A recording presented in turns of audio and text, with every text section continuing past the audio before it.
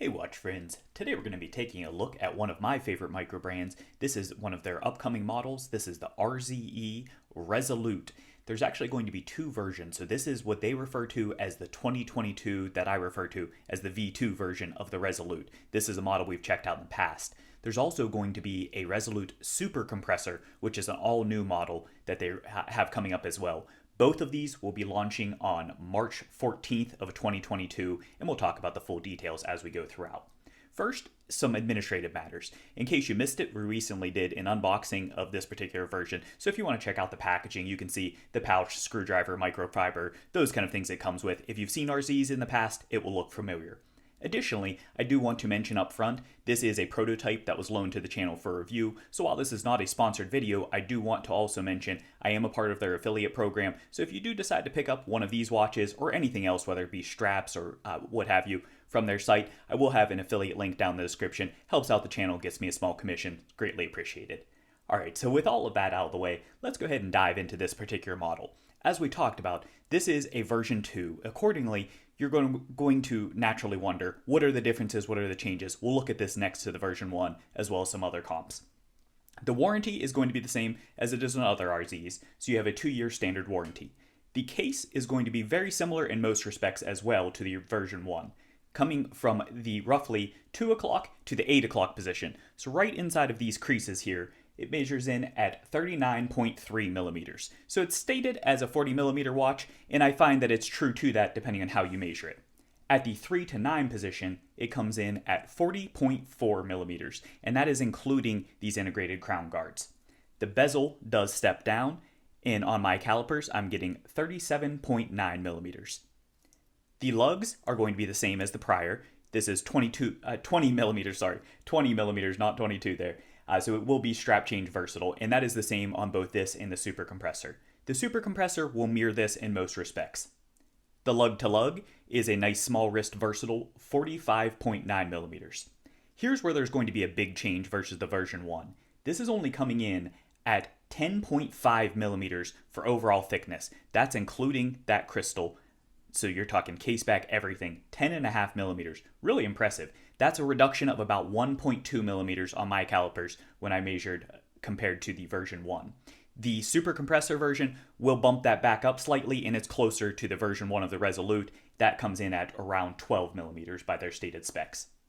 As for the crystal, this includes a flat sapphire crystal. As you can see, nice little bevel edge there, very subtle. And that does have an inner AR coating as well. So you can see, just as always, you get some reflectivity, but I found it to be plenty legible in all lighting conditions. The movement, that's going to be one of the biggest changes versus the version 1. Unlike the original, which had the Seiko NH35, this now includes a Miyota 90S5, which if you're not familiar with that, that is effectively like a 9039 that we've looked at before, or a 9015 with no date. So as you can see here from the overall construction, you'll have no phantom or date ghost position there. So it does go straight out, just a single click, and that will hack the watch. It does have hand winding in the first position. Additionally, it's going to be a higher beat movement at 28,800 beats per hour. The water resistance, as you can see on the dial there, comes in at 100 meters or 10 atmospheres. So plenty sufficient for your basic day-to-day needs. And this is more of their field style watch, so it's not really, obviously, with the fixed bezel and everything, not designed to be a dive style watch. The weight comes in slightly lighter than the original, though I will say it's within the margin of error. Compared to the version 1, this one is coming in at 91.1 grams, and that's sized to my 6.5-inch wrist on this factory option bracelet here. That is roughly 1 gram lighter than the version 1. It's just over 1 gram. So just as with the 1 millimeter change there, about 1 gram change here as well. Got to get those dimensions right. Alright, so now that we have a better feel for the overall dimensions, let's go ahead and take a deeper dive into the watch itself. First, for the colors. Of course, we have the gray version that we're looking at today. Additionally, this will be offered in the popular from the Endeavor, the Medallion Yellow. There is a forest green version, which does vary from the prior Resolute, which came in a camo green. There is a full lume version, but this time it's a C3 dial instead of being a BGW9, so you get a little bit of different pigmentation there. And there's now actually a pink version, which I've got to say, I really like that one. I think it's pretty slick looking. All right, so for the actual dial itself, all of them, I believe, are going to include what I would describe as a light sand texture. So certainly it is a sand texture that's there, but it's more subtle than some others that I've seen. The dial coloration is going to be a fume or gradient construction, so it does get darker towards the outer perimeter of the dial. Additionally, it will feature printing at the 12 o'clock position. You can see the brand logo. At the 6 o'clock position, you'll see 2 lines of text with the water resistance as well as the text of automatic. And then on the outer perimeter, you do have a printed chapter ring where it has your 5-minute marker dots, as well as every 15 minutes, you do have the printed numerals as well. So nice, clean, easy legibility there, and it does have individual hashes in between those. Shifting over to the hardware, this is what I would describe for the hour and minute hand as being a sword-style handset. You can see just a little bit of taper down at the base. The finishing is polishing, and on this particular version, it does to my eye look to have a gunmetal coloration to that. The second hand, this is a change from the V1. It still has a lollipop kind of construction for it, but now it's what I would call a reverse lollipop. So you have a very delicate second hand, and you have the lollipop as the counterbalance at the tip there, and that is loomed. The markers are going to be, for your primary markers, at the 12 o'clock, you have a triangular marker. And then at the 3, 6, and 9, this is a noticeable departure from the original configuration, more of like a Rolex Explorer kind of layout where it does have the numerals in those positions. In between those, you do have what I would call an elongated octagonal style marker. They do have some facets to the edge there to give you a little bit of angular look as opposed to just a standard baton. As for the loom on this is pretty excellent. You know, I didn't think it was bad on the prior versions. It does seem to be kicked up on this one to me. This is BGW9, so you get that cleaner white coloration throughout, and you get a nice blue glow that does endure well, and in my usage, whether charged with a UV light or standard usage, I found that it performs adequately. As far as the bezel, as we already talked about, this is a fixed bezel construction. It is set back from the case, and you can see that's all the way around as you go through, even where it does have the notch cuts in.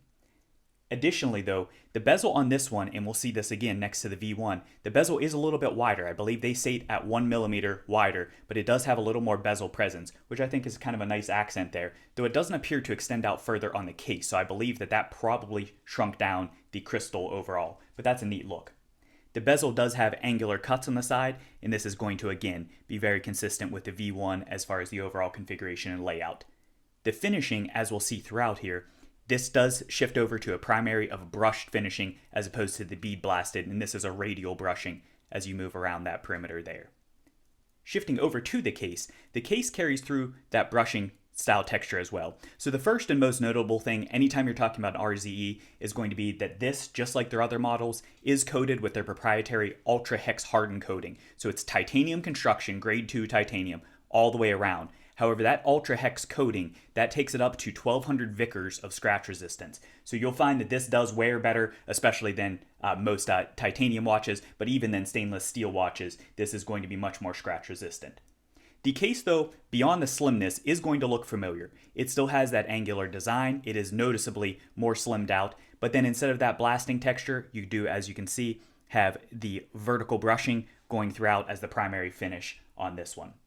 But it still keeps that angular look, still has somewhat of that like henta kind of shape where it protrudes here, has the angular cut out there. It is still going to be downturned lugs for this, which do ride and hug nicely to the bracelet. And then on the outer perimeter, you still do have drilled lug holes as well for nice easy strap changes.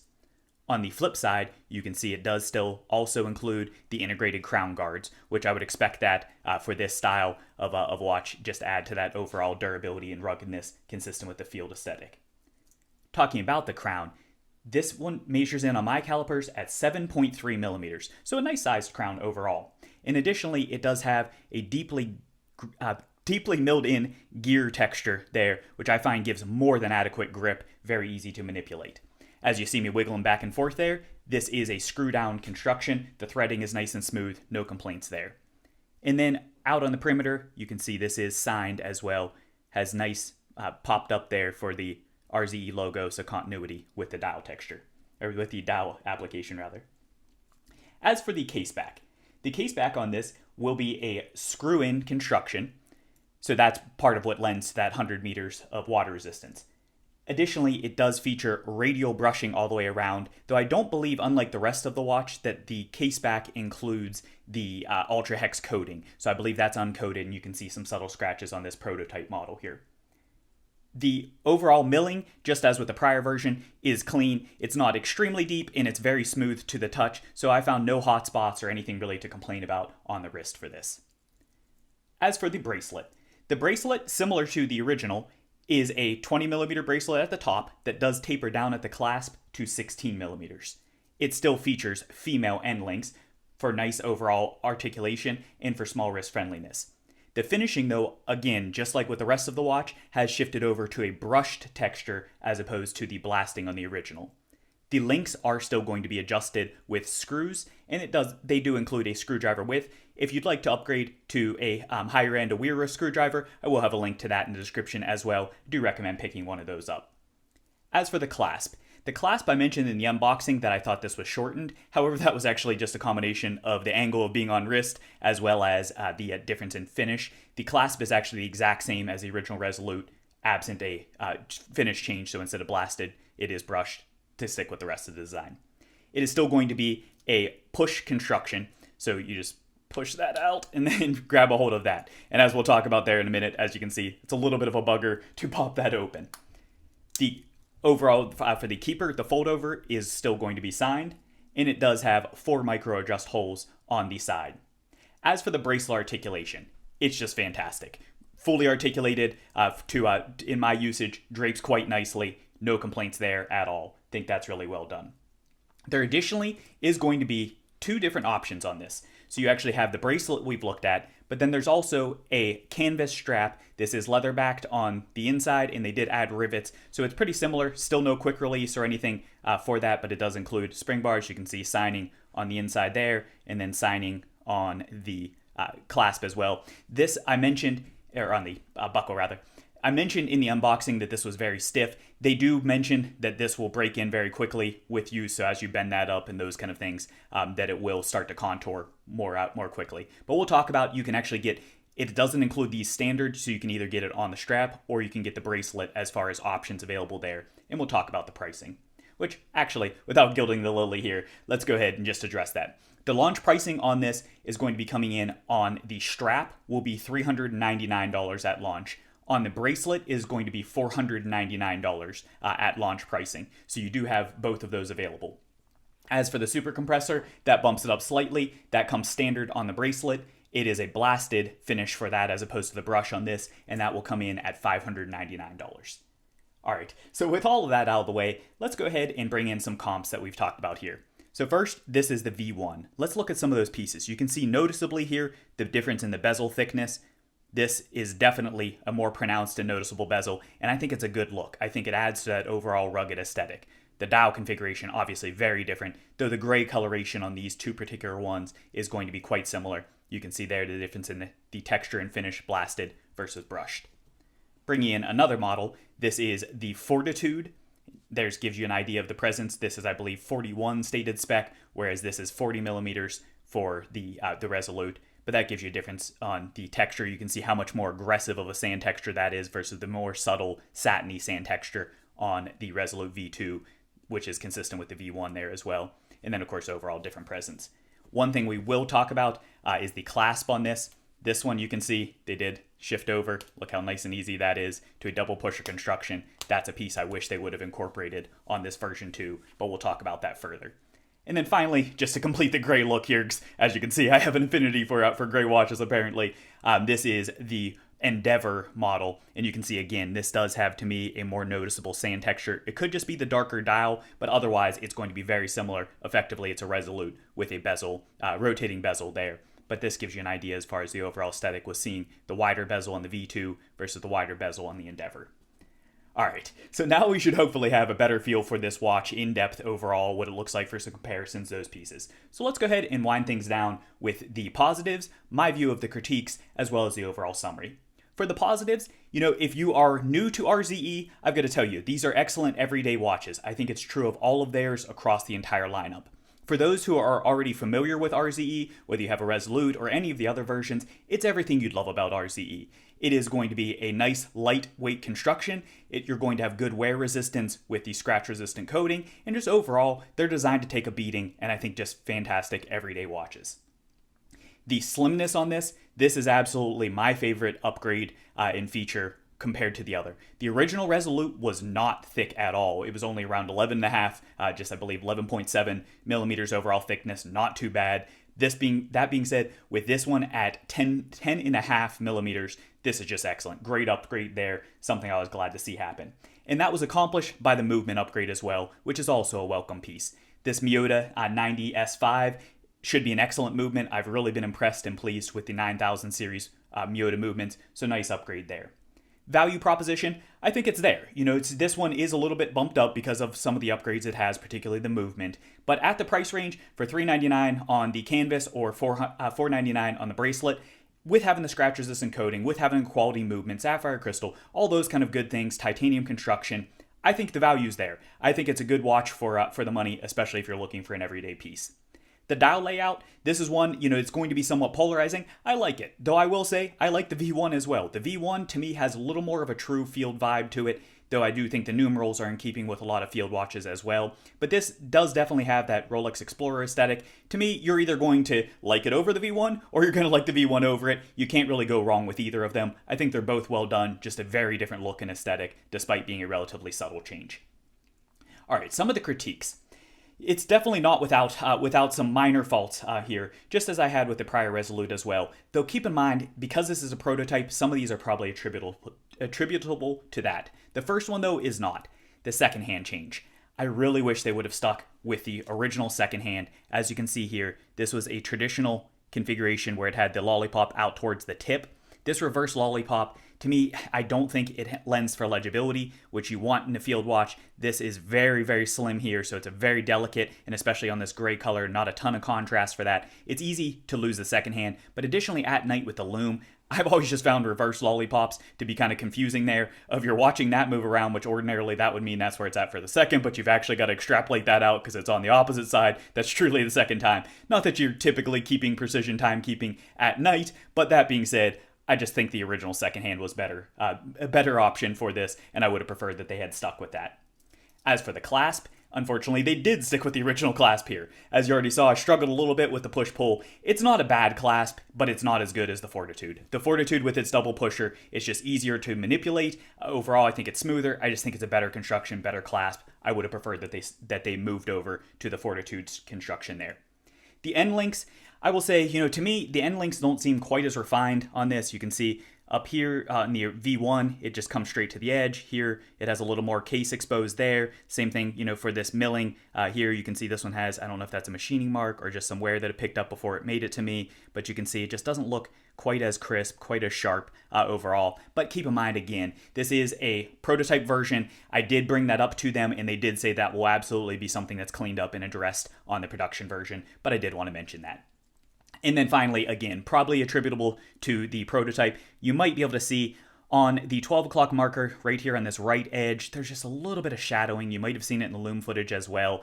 That's common, especially when you have a larger surface area where you don't have the liquid or the lume actually settle in properly there. But it's very, very subtle. It's such a minor thing. But again, I want to be very forthright with you with everything on both the positives and the negatives. And that's something I would like to see cleaned up a bit. So where does that leave us overall? At the end of the day, I've already said this. To me, it's an excellent watch. I think every RZE that I've handled to date has been well executed overall. I think the value's been pretty solid. I think for everyday pieces, for rugged construction, for what you're looking for and would expect out of an RZE, I think this one absolutely delivers. Whether you like the style of this or the Super Compressor, whichever configuration you go from, even though I haven't handled the Super Compressor, I know enough of the DNA to be confident that that one would be a recommendation as well. So I don't think you can go wrong with picking up either of these two if you want to add something a little different to your construction, or to your collection rather, or if you want to pick up another RZE, or ultimately this is your first RZE. So all of that being said, to me, I think the value's there. If you like the style, go ahead and pull the trigger on it. And again, if you do, please do hit that affiliate link in the description. Helps me out. So I hope this video has been helpful for you. If you did like it, please do hit that like button. Additionally, if you haven't done so already, please do smash that subscribe button. Greatly appreciated. Helps the channel. Thanks for watching.